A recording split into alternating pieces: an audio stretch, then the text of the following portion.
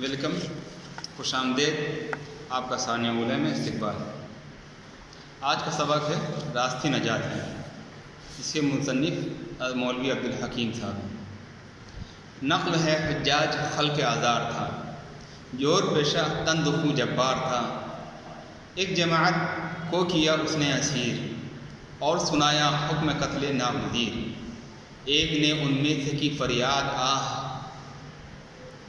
تجھ پہ میرا حق ہے دے مجھ کو بنا۔ بولا وہ حق کیا ہے کر ہم سے بیاں، راستی ناراستی ہو تا آیا۔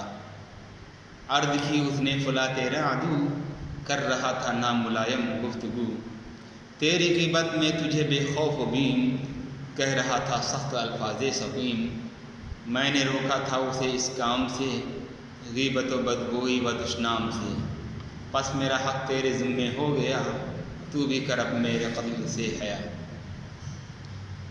نقل ہے کہ حجاج بن یوسف جو بادشاہ تھا، وہ مخلوق کو رعایا کو بہت ظلم و ستم اور ان پر ظلم کیا کرتا تھا۔ اس کا کام ہی یہی تھا کہ جور پیشہ تھا، تندخو تھا، وہ جبار تھا۔ اس نے ایک جماعت کو قید کیا اور ان کو قتل کرنے کا حکم دے دیا۔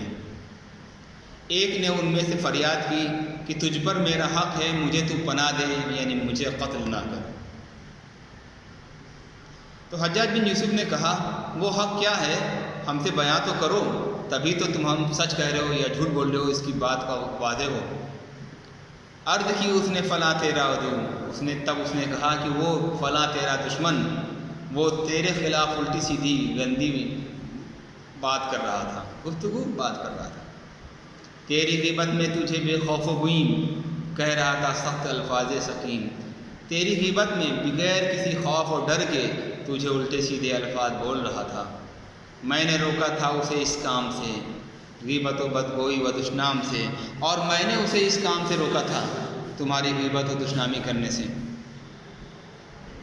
اس لیے میرا تجھ پر حق ہو گیا، اس لیے تمہیں چاہیے کہ میرے حق سے مجھے میرا حق دو اور میرے قتل سے پرہیز کرو اور شرم کرو۔ باقی کا سبق انشاءاللہ آئندہ۔